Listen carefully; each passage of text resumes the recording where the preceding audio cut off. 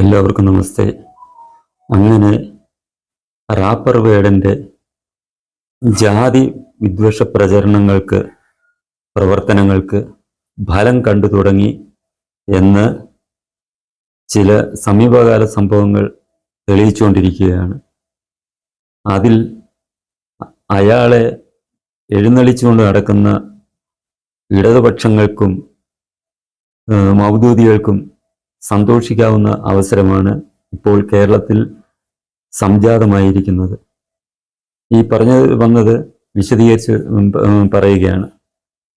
2 ദിവസം മുമ്പ് അഹമ്മദാബാദിലുണ്ടായ വിമാനാപകടത്തിൽ നമ്മുടെ മലയാളിയായ ഒരു യുവതി കൊല്ലപ്പെടുകയുണ്ടായി. അവർ നായർ സമുദായത്തിൽ പെട്ട ഒരു യുവതിയായിരുന്നു. അവരുടെ മരണത്തിനെ ആഘോഷമാക്കിക്കൊണ്ട്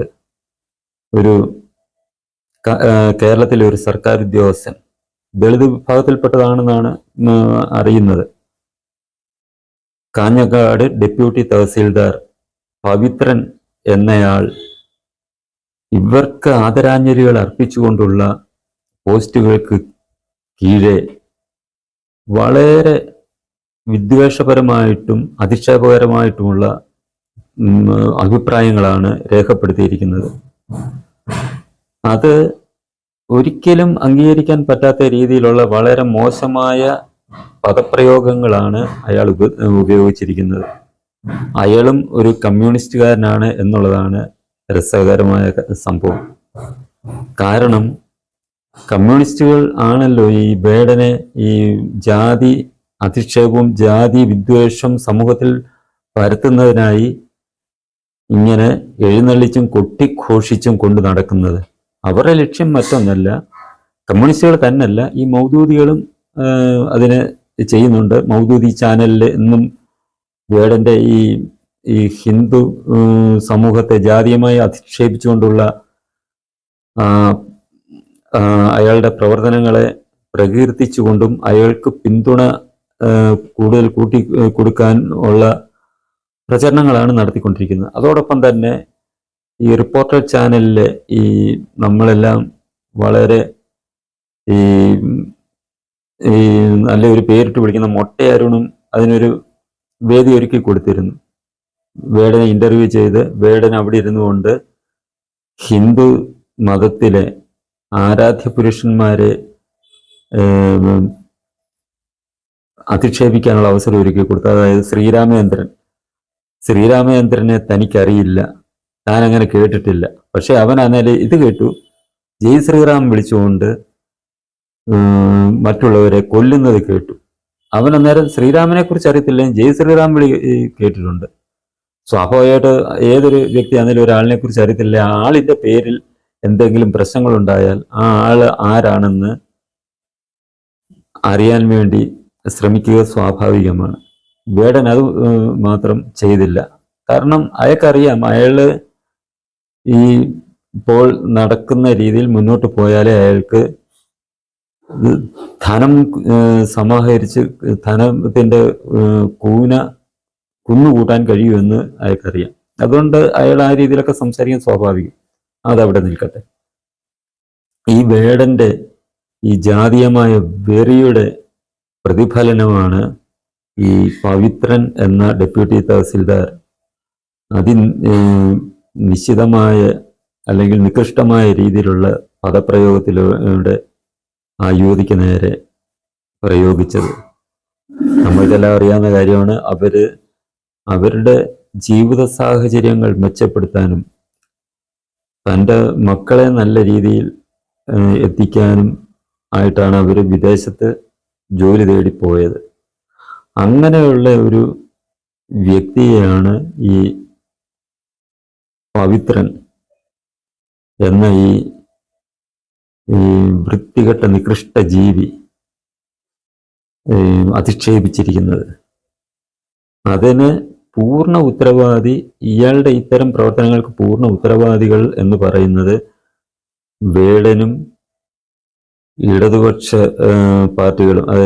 അതിനകത്തിലെ പ്രമുഖരെന്ന് പറയുന്നത് CPM. കാരണം CPM-ന്റെ പോഷക സംഘടനകളായ PKS, പട്ടികജാതിക്ഷേമ സമിതി, DYFI, SFI, പിന്നെ CPM നേരിട്ടും, ഇവരൊക്കെയാണ് വേടനെ ഇതേ രീതിയിൽ ഈ വേദികൾ ഒരുക്കി കൊടുത്ത് ജാതി സ്പർദ്ധ ഉണ്ടാക്കാൻ വേണ്ടിയുള്ള പരിപാടികൾ സംഘടിപ്പിച്ച് അയാൾക്ക് വേദി ഒരുക്കി കൊടുക്കുന്നത്. അപ്പോൾ തീർച്ചയായും ഇതിനകത്തിൽ ഏറ്റവും വലിയ ഈ ജാതി അധിക്ഷേപം, ജാതി സ്പർദ്ധ ഉണ്ടാക്കുന്നതിൽ ഏറ്റവും വലിയ പങ്ക് CPM-നാണ്. അവരുദ്ദേശിക്കുന്നത് അടുത്ത തെരഞ്ഞെടുപ്പ് വരാൻ പോകുന്നു, നാട്ടിൽ ജാതീയമായ സ്പർദ്ധ ഉണ്ടാക്കിയാൽ അവർക്ക് അതിൽ കൂടെ രാഷ്ട്രീയ നേട്ടം കൊയ്യാം, മൂന്നാമത് അവർക്ക് അതിന് ഭരണത്തിൽ വരാൻ അവർക്ക് സാഹചര്യം ഒരുക്കാം എന്നുള്ളതാണ് അവർ ലക്ഷ്യമിടുന്നത്. കാരണം ഈ രണ്ട് ടേമിലായിട്ട് പിണറായിയുടെ ഭരണം തുടരുന്നതോടുകൂടി ഇപ്പോൾ തുടർന്നുകൊണ്ടിരിക്കുന്നത്, അതോടുകൂടി സാധാരണ ജനങ്ങൾ വളരെയേറെ ബുദ്ധിമുട്ടുന്നുണ്ട്. അത് കാരണം അവർക്കെതിരെ ഒരു ജനവികാരം സമൂഹത്തിൽ വോട്ടർമാർക്കിടയിൽ ഉണ്ട് എന്നുള്ളത് അവർ വ്യക്തമായി മനസ്സിലാക്കിക്കൊണ്ട് അതിൽ നിന്നും ഒരു രക്ഷ നേടുന്നതിന് വേണ്ടിയാണ് അവർ ഈ ജാതീയമായ വിദ്വേഷം പരത്തി നേട്ടം കൊയ്യാൻ ശ്രമിക്കുന്നത്. അപ്പോൾ എനിക്കൊരു കാര്യം പറയാനുള്ളൂ, വേടൻ എന്ന് പറയുന്ന ഈ നികൃഷ്ട ജന്മം ഈ നായർ സമുദായത്തിൽപ്പെട്ട ഒരു യുവതിയുടെ ദാരുണമായ അന്ത്യത്തിന് എതിരെ ഇങ്ങനെ ഒരു മോശം പോസ്റ്റ് ഇടാൻ പവിത്രനെ പ്രേരിപ്പിച്ചത് നമ്മൾ കാണാതിരിക്കരുത്. ഇത് ഈ സമുദായം തന്നെ, ഇത് ഈ നായർ സമുദായം തന്നെ അല്ല, ഈ പരിഷ്കൃത സമൂഹം ഇതിനെതിരെ പ്രതികരിക്കണം. സർവോപരി ഈ നായർ സമുദായത്തിൻ്റെ ഉന്നതിക്ക് വേണ്ടി പ്രവർത്തിക്കുന്ന സംഘടനകളുണ്ട്. അതിനകത്ത് ഈ പ്രധാന സംഘടന എന്ന് പറയുന്നത് NSS തന്നെയാണ്. NSS നേതൃത്വം ഇതിനെതിരെ ശക്തമായി പ്രതികരിക്കണം. NSS കൂടാതെ ചെറുതെങ്കിലും സമസ്ത നായർ സമാജം എന്ന് പറയുന്ന ഒരു സംഘടനയും നായർ സമുദായത്തിനിടയ്ക്ക് പ്രവർത്തിക്കുന്നുണ്ട്. അവരും ഇതിനെതിരെ പ്രതികരിക്കണം. അവർ മാത്രം പ്രതികരിച്ചാൽ പോരാ, ഈ സവർണ വിഭാഗം എന്ന് പറഞ്ഞ് മാറ്റി നിർത്തിയിരിക്കുന്ന സമൂഹം ഒന്നടങ്കം ഇതിനെതിരെ പ്രതികരിക്കണം. പിന്നെ ഒരു കാര്യം കൂടി പറയാനുണ്ട്, ഇവർക്ക് ഈ ജാതീയമായി അധിക്ഷേപിച്ചു എന്നുള്ള രീതിയിൽ ഇവർക്ക് ആരെയും കേസിൽ കുടുക്കി അകത്തിടാവുന്ന ഒരു സാഹചര്യമാണ് ഇന്ന് കേരളത്തിൽ, ഇന്ത്യയിൽ നിലനിൽക്കുന്നത്. ഈ ഒരു പരിരക്ഷ മറ്റ് സമൂഹങ്ങൾക്ക് എന്തുകൊണ്ട് നൽകുന്നില്ല എന്നുള്ള കാര്യത്തെക്കുറിച്ചും നമ്മൾ ചിന്തിക്കണം. ഇപ്പോൾ തന്നെ നായർ സമുദായത്തെ ആ നായർ സമുദായാംഗമായ ആ പെൺകുട്ടിയെ ജാതീയമായ അധിക്ഷേപമാണ് ഈ പൗത്രൻ നടത്തിയിട്ടുള്ളത്. അവനെതിരെ ജാതി അധിക്ഷേപത്തിന് കേസ് എടുത്ത് അകത്തിടാനുള്ള വകുപ്പ് നമ്മുടെ രാജ്യത്ത് സത്യത്തിൽ ഇപ്പോൾ നിലവിലില്ല. അത് മാറണം.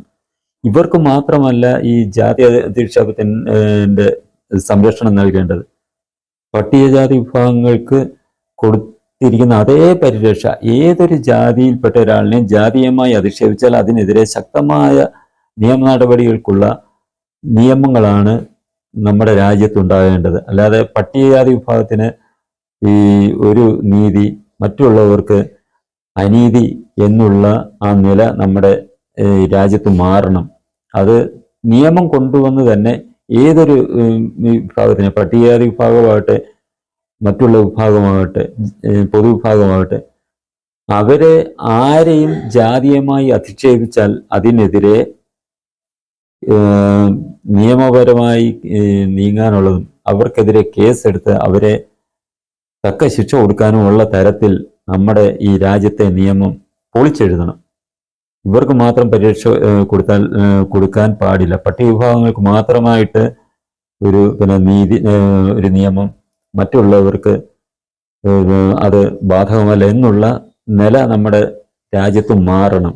അതിനാൽ പട്ടികജാതി വിഭാഗങ്ങൾക്കൊപ്പം തന്നെ മറ്റു വിഭാഗങ്ങൾക്കും എതിരെയും ജാതീയമായി ആരെങ്കിലും അധിക്ഷേപിച്ചാൽ, ജാതി പറഞ്ഞ് അധിക്ഷേപിച്ചാൽ കർശന ശിക്ഷ നൽകുന്ന രീതിയിലുള്ള നിയമമാണ് നമ്മുടെ രാജ്യത്ത് വരേണ്ടത്. അതിനായിട്ട് ഇപ്പോൾ രാജ്യം ഭരിക്കുന്ന രാഷ്ട്രീയ പാർട്ടി അവരാണ് മുൻകൈ എടുക്കേണ്ടത്.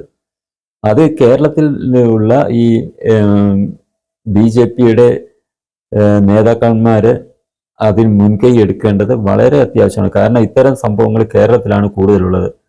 കേരളത്തിലാണ് CPM-നെ പോലുള്ളവർ ഈ ജാതീയമായ അധിക്ഷേപത്തിന് കൂട്ടുനിൽക്കുന്നത്. ഈ സവർണ വിഭാഗം എന്ന് വിളിക്കുന്ന വിഭാഗത്തിനെതിരായിട്ടുള്ള എല്ലാ അനീതികൾക്കും കൂട്ടു നിൽക്കുന്ന പ്രമുഖ കക്ഷി എന്ന് പറയുന്നത് CPM ആണ്. അതിനാൽ അതിനെതിരെ ശക്തമായി പ്രവർത്തിക്കുന്നത് കേരളത്തിൽ BJP ആയതുകൊണ്ട് BJP നേതൃത്വം തന്നെ, കേരളത്തിലെ BJP നേതൃത്വം തന്നെ ദേശീയ നേതൃത്വത്തെ ഇക്കാര്യം ബോധ്യപ്പെടുത്തുകയും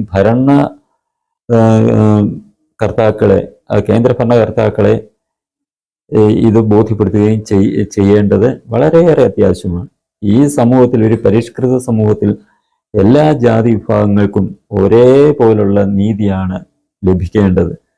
ഇപ്പോൾ ഒന്നും പറഞ്ഞില്ലെങ്കിലും തനിക്ക് ഒരു പട്ടികജാതി വിഭാഗത്തിൽപ്പെട്ട ഒരാളിന് മറ്റൊരാളോട് ഒരു വിരോധം തോന്നിയാൽ ഉടനെ കൊണ്ട് കേസ് കൊടുക്കാം. എന്നെ ജാതി പറഞ്ഞ അയാൾ അധിക്ഷേപിച്ചു. ഒന്നും അറിയാത്ത ആളായിരിക്കാം. അങ്ങനെ നിരവധി സംഭവങ്ങളുണ്ട്. എന്തെങ്കിലും നിസ്സാര കാരണത്താൽ ഒരു അപ്രീതി തോന്നിയാൽ അയാൾക്കെതിരെ കൊണ്ട് പരാതി കൊടുക്കും. പോലീസുകാർ അന്നേരം തന്നെ അത് മിക്ക കേസുകളും സംഭവിക്കുന്ന ഇതാണ്. അയാൾക്കെതിരെ കേസെടുത്ത് അയാളെ അറസ്റ്റ് ചെയ്യുക, അകത്തിടുക എന്നുള്ളതാണ് പോലീസും സർക്കാരും ചെയ്യുന്നത്. അതിന് നല്ല ഉദാഹരണമാണ് ഷാജൻ സ്കറിയയ്ക്കെതിരായിട്ട് ശ്രീനിജൻ MLA കൊടുത്ത പരാതി പ്രകാരം ഷാജൻ സ്കറിയ ഒളിവിൽ പോകേണ്ടി വന്ന സംഭവങ്ങൾ. ഇതൊക്കെ നമ്മുടെ മുന്നിൽ നിൽക്കുമ്പോൾ ഈ നമ്മുടെ രാജ്യത്തെ ഈ നിയമങ്ങൾ പൊളിച്ചെഴുതേണ്ട സമയം എന്നേ കഴിഞ്ഞിരിക്കുന്നു എന്നുള്ളത് ഭരണാധികാരികൾ മനസ്സിലാക്കുക. അതനുസരിച്ച് നിയമത്തിൽ മാറ്റങ്ങൾ വരുത്തുവാൻ അടിയന്തരമായി ശ്രദ്ധിക്കുകയും നടപടിയെടുക്കുകയും ചെയ്യേണ്ടത് മറ്റുള്ള ജനവിഭാഗങ്ങൾക്ക് അവരുടെ നിലനിൽപ്പിന് വളരെയേറെ ആവശ്യമായിട്ടുള്ള കാര്യമാണ്. പിന്നൊരു കാര്യം കൂടെ പറഞ്ഞിട്ട് നിർത്തുകയാണ്. ഈ വേടന്റെ കലാപ രൂപത്തെക്കുറിച്ച്, കലാരൂപം എന്ന് പറയാകത്തില്ല, രൂപത്തെക്കുറിച്ച് ഈ കോഴിക്കോട് സർവകലാശാലയുടെ ബിരുദ പാഠ്യപദ്ധതിയിൽ, മലയാളം പാഠ്യപദ്ധതിയിൽ ഉൾപ്പെടുത്തിയിട്ടുണ്ടെന്നൊരു വാർത്ത 2-3 ദിവസത്തിന് മുമ്പ് വന്നിരുന്നു. അതുമാത്രം പാഠ്യപദ്ധതിയിൽ ഉൾപ്പെടുത്തിയാൽ പോരാ. നമ്മുടെ ഈ കാഞ്ഞങ്ങാട്ടെ മഹാനായ ഡെപ്യൂട്ടി തഹസീൽദാർ പവിത്രന്റെ ഈ ജൽപ്പനങ്ങളും അയാളെക്കുറിച്ചും ഈ പാഠ്യപദ്ധതിയിൽ ഉൾപ്പെടുത്തി കുട്ടികൾക്ക് പഠിക്കാനുള്ള അവസരം ഒരുക്കി കൊടുക്കണം. വേടൻ, അതോടൊപ്പം തന്നെ ഈ വേടന്റെ ഈ കലാപ പരിപാടി മാത്രമല്ല പാഠ്യപദ്ധതിയിൽ ഉൾപ്പെടുത്തേണ്ടത്, അയാളുടെ ജീവിതചര്യ കൂടി, ഈ പവിത്രന്റെയും ജീവിതചര്യയും നമുക്ക് ഉൾപ്പെടുത്താം. അയാൾ ഉപയോഗിക്കുന്ന ലഹരി വസ്തുക്കള്, അയാള് എങ്ങനെയാണ് ജീവിച്ചു പോകുന്നത്, ആ ചിത്രങ്ങളും സഹിതം അയാളുടെ ജീവചരിത്രം തന്നെ ഈ അങ്കണവാടി തൊട്ടുള്ള പഠന സമ്പ്രദായങ്ങളിൽ ഉൾപ്പെടുത്തി ഈ ചെറുപ്പക്കാരെ മൊത്തവും വേടന്റെ ആരാധകരാക്കി മാറ്റി ഈ ഒരു പുതിയ സമൂഹം സൃഷ്ടിക്കാനുള്ള ശ്രമമാണ് CPM-ഉം ഈ നമ്മുടെ സംസ്ഥാന സർക്കാരും അടിയന്തരമായി ചെയ്യേണ്ടത്. അല്ല എന്നുണ്ടെങ്കിൽ അത് ഭാവി തലമുറയോട് ചെയ്യുന്ന ഒരു കടുത്ത അനീതി മാത്രമായിരിക്കും എന്ന് നമ്മൾ ഇത്തരുണത്തിൽ ഓർക്കേണ്ടത് വളരെയേറെ അത്യാവശ്യം.